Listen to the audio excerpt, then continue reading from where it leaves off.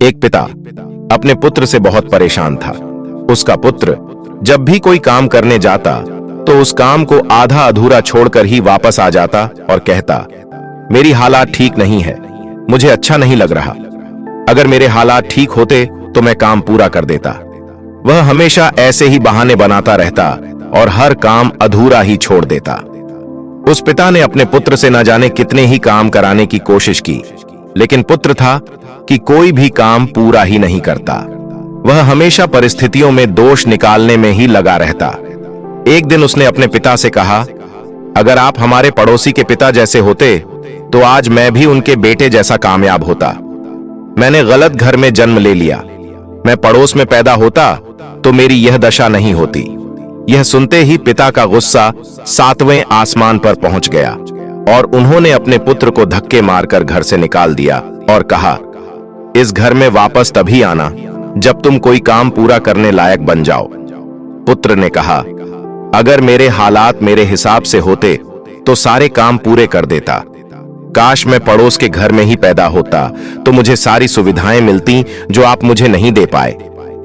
आपकी तरह नहीं की, आधी अधूरी चीजें दे दी और कहा, इसे पूरी कर लो। वह पुत्र अपने पिता का घर छोड़कर चला गया। उसे लगा कि उसके पिता इसी तरह छोड़ देने लायक ही हैं। वह उसके किसी काम के नहीं है। वह अपना नगर छोड़कर दूर निकल गया। उसके पास खाने पीने का सामान नहीं था और उसे भूख और प्यास भी लग रही थी। दूर दूर तक भी उसे पानी नजर नहीं आ रहा था। चलते चलते एक जगह उसे आम का पेड़ दिखाई दिया। वह आम का पेड़ आमों से लदा पड़ा था। उसने सोचा कि मैं इस पेड़ से आम तोड़कर खा लेता हूं। तब उसने आम तोड़ने की कोशिश की, लेकिन सारे आम उसकी पनहुच से बहुत दूर थे। अंततः वह एक भी आम नहीं तोड़ पाया और नीचे बैठ गया और पेड़ से आम गिरने का इंतजार करने लगा। बहुत देर हो गई, लेकिन कोई भी आम नहीं गिरा। उधर से एक भिक्षु निकल रहे थे। उन्होंने उस लड़के को आम के पेड़ के नीचे बैठकर आमों की तरफ टकटकी बांधे देखा तो भिक्षु ने उस लड़के से पूछा, क्या कर रहे हो? आम चाहिए तो पेड़ पर चढ़कर तोड़ क्यों नहीं लेते या पत्थर मारकर गिरा दो? ऐसे घूरते रहने से तो आम नीचे नहीं गिरेगा। लड़के ने कहा, अगर मैं पेड़ पर चढ़ जाऊं तो नीचे गिर सकता हूं और अगर मैंने पत्थर मारा तो हो सकता है वह पत्थर मुझे ही लग जाए, इसलिए मैं यहां बैठा हूं। कभी कोई ना कोई आम तो पेड़ से गिरेगा ही। भिक्षु ने कहा, और अगर कोई आम गिरा ही नहीं तो क्या यूं ही भूखे बैठे रहोगे? लड़के ने कहा, आप सही कहते हैं। वैसे तो यहां रोज आम गिरते होंगे, लेकिन आज मैं यहां पर जब से बैठा हूं तो एक भी आम नहीं गिर रहा। मेरा कोई काम पूरा नहीं होता। मेरे सारे काम अधूरे रह जाते हैं, सारे काम अटक जाते हैं। आप तो ज्ञानी हैं, तो आप ही कुछ ऐसा उपाय बता दीजिए जिससे मेरे सारे काम पूरे हो जाएं, किसी भी काम में कोई बाधा ना आए और जो भी काम मैं करूं वह सफल होता चला जाए। मुझे किसी भी काम को करने में कोई परेशानी ना आए। भिक्षु ने कहा, एक उपाय है। अगर तुम यह उपाय कर लोगे तो तुम्हारे सारे काम अपने आप ही पूरे होने लगेंगे। भिक्षु की बात सुनकर लड़का बहुत ही खुश हुआ। उसने कहा, कृपा करके जल्दी से मुझे वह उपाय बता दीजिए गुरुदेव। भिक्षु ने कहा, इसके लिए हमें एक जगह जाना होगा, वहीं पर तुम्हें वह उपाय मिल सकता है। वह लड़का और भिक्षु जैसे ही उस स्थान की ओर साथ में चलने लगे, वैसे ही एक आम पेड़ से टूटकर नीचे गिर गया। वह लड़का उस आम को पाकर बहुत खुश हुआ और कहा, उस उपाय ने तो काम करना भी शुरू कर दिया। कृपया जल्दी चलिए, मुझे वह उपाय चाहिए। लड़का और भिक्षु साथ में चल दिए। आधा दिन गुजर गया और भिक्षु चलते ही जा रहे थे। उस लड़के को प्यास लग रही थी। आसपास पानी भी नहीं था। उसने भिक्षु से कहा, और कितनी दूर जाना है गुरुदेव? मुझे प्यास लग रही है, क्या आपके पास पानी है? भिक्षु ने कहा, मेरे पास पानी नहीं है, लेकिन हाँ, उस पहाड़ के पीछे पानी है।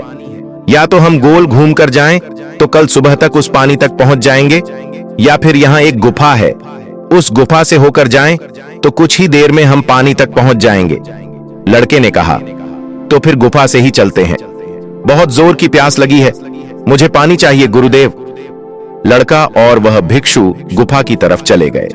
गुफा में इधर उधर घूमते घूमते बहुत देर हो गई, लेकिन कोई रास्ता नहीं मिल रहा था। लड़के ने कहा, आपको रास्ता मालूम भी है या हम यहां पर ऐसे ही भटकते रहेंगे? भिक्षु ने कहा, रास्ता तो मालूम है, लेकिन मिल नहीं रहा है। आज से पहले कभी ऐसा नहीं हुआ। शायद यह तुम्हारी वजह से हो रहा है। तुम्हारे कोई काम पूरे नहीं होते, इसी कारण आज मुझे भी रास्ता नहीं मिल रहा है। तुम यहीं रुको, मैं अकेले रास्ता देख कर आता हूं। युवक गुफा में रुक गया और वह भिक्षु वहां से चला गया। बहुत देर हो गई, लेकिन भिक्षु वापस नहीं आए। लड़के की हालत प्यास के कारण खराब हो रही थी। लड़का वहां बैठा इंतजार कर रहा था। आखिरकार लड़के से प्यास सहन नहीं हुई और उसे लगा कि भिक्षु कहीं खो गए हैं, इसलिए वह खुद ही लड़खड़ाता हुआ गुफा में आगे चल पड़ा। अभी वह कुछ ही कदम चला था कि उसे एक रोशनी दिखाई दी। फिर वह और 10 कदम आगे चला और गुफा से बाहर निकल आया। उसके सामने एक बड़ी नदी दिखाई दी। उसने देखा कि वह भिक्षु वहीं नदी के किनारे बैठे हुए हैं। वह लड़का भागकर नदी की ओर गया और खूब पानी पिया। फिर वह भिक्षु की ओर आया और क्रोध में कहा, आप क्या मुझे मार देना चाहते थे, जो मुझे वहां प्यासा तड़पता छोड़ आए? जब आपको रास्ता मिल ही गया था तो मुझे वापस लेने क्यों नहीं आए? भिक्षु ने कहा, हमारा रास्ता केवल हमारा ही होता है, किसी और का नहीं। चाहे उस रास्ते में कितनी भी परेशानियां या दुविधाएं आएं, कितनी भी मुश्किलें आएं, हमेशा अपना रास्ता खुद ही तय करना होता है। जब हम इन सभी परिस्थितियों को पार कर लेते हैं तो हमें नदी अवश्य मिलती है और हमारी प्यास भी बुझ जाती है। लेकिन कुछ लोग होते हैं जो इस आस में रहते हैं कि कोई हमारा हाथ पकड़कर हमें नदी तक ले जाएगा, वहीं एक ही जगह बैठे रह जाते हैं और परिस्थितियों को दोष देने लगते हैं, जबकि उनका सफर सिर्फ कुछ कदमों का ही बचा हुआ रहता है। सिर्फ कुछ कदम उन्हें चलना होता है और वह अपनी मंजिल पर पहुंच सकते हैं, अपना कार्य पूरा कर सकते हैं। लड़के ने कहा, आप सही कहते हैं गुरुदेव, आज के बाद मेरे सारे कार्य पूरे होंगे, क्योंकि मैं उन्हें पूरा करूंगा। अब तक तो मैं आधे रास्ते में ही परिस्थितियों के सामने हार मान जाता था। लगता था कि सब बुरा मेरे साथ ही हो रहा है, लेकिन आज पता चला कि अपने साथ बुरा मैं खुद ही कर रहा था, अपना रास्ता पूरा ना करके। मुझे लगता था कि मेरे पिता मेरे पीछे खड़े हैं, रास्ता पूरा ना भी करूं तो क्या फर्क पड़ेगा। उन्होंने मुझे समझाने की बहुत कोशिश की, लेकिन मैं नहीं समझ पाया। लेकिन आपने जो आज मुझे उपाय बताया है, उससे मुझे समझ में आ गया है कि हमारा रास्ता हमें ही पूरा करना पड़ता है। हम खुद उसे पूरा करेंगे तो वह पूरा भी होगा, नहीं करेंगे तो नहीं होगा। बाधाएं तो आती ही हैं और बाधाओं को पार करने के बाद सफलता मिलती ही है। वह लड़का उस भिक्षु को प्रणाम कर वहां से अपने घर वापस लौट आया और अपने पिता के पास गया। पिता ने अपने पुत्र को देखा तो उसे गले लगा लिया और कहा, तुम कहां चले गए थे पुत्र? मैंने गुस्से में अवश्य ही तुम्हें डांट दिया था, पर मैं तुम्हारा बुरा नहीं चाहता। तुम कहोगे तो मैं पड़ोसी के पिता की तरह बनकर दिखाऊंगा। पुत्र ने कहा, पिताजी, आप सही थे। आप जैसे हैं मुझे वैसे ही पसंद है। मुझे कोई पड़ोसी के पिता नहीं चाहिए और आज के बाद मैं कोई कार्य अधूरा नहीं छोड़ूंगा।